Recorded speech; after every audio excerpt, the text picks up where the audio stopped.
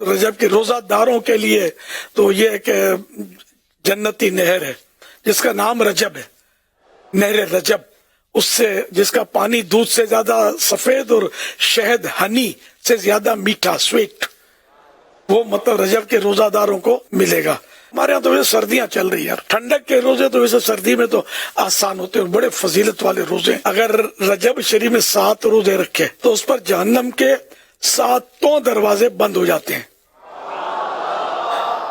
حضرت سیدنا ابو قلابہ رضی اللہ عنہ فرماتے ہیں رجب کے روزہ داروں کے لیے جنت میں ایک محل ہے۔ حضرت سیدنا انس بن مالک رضی اللہ تعالی عنہ سے روایت ہے کہ رسول مقبول صلی اللہ علیہ وسلم نے ارشاد فرمایا جنت میں ایک نہر ہے جسے رجب کہا جاتا ہے، جو دودھ سے زیادہ سفید اور شہد سے زیادہ میٹھی ہے۔ تو جو کوئی رجب کا ایک روزہ رکھے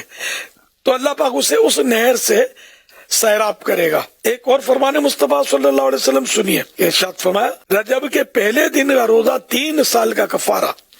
اور دوسرے دن کا روزہ 2 سال کا کفارہ اور تیسرے دن کا 1 سال کا کفارہ ہے، پھر ہر دن کا روزہ 1 ماہ کا کفارہ ہے۔ تو پہلے روزے کی فضیلت آپ نے سنی، 3 سال کا کفارہ اس کو قرار دیا ہے۔ تو بہرحال یہ کہ رجب شریف جو ہے نا، یہ الحمدللہ میں تو اس کو رمضان شریف کا پھاٹک بولتا ہوں کہ رمضان کی یادیں بھرپور طریقے پر رجب کے آنے سے شروع ہے نا، رجب شریف آ رہا ہے تو الحمدللہ روزوں کی بہاریں، عبادتوں کی بہاریں، کہ رجب جو ہے یہ عبادت کا بیج بونے کا مہینہ ہے، اور شعبان آبیاری کا مہینہ نے آنسوؤں سے اس کو سیراب کرے، اور رمضان شریف کھیتی کاٹنے کا، فصل کاٹنے کا مہینہ ہے، تو مغفرتوں کے پروانے تقسیم ہوتے ہیں ماہ رمضان میں۔ تو یہ 3 مہینوں کو بڑی اہمیت حاصل ہے، اور یہ رجب تو حرمت والا مہینہ ہے، ماہ حرام، حرام مانے حرمت والا،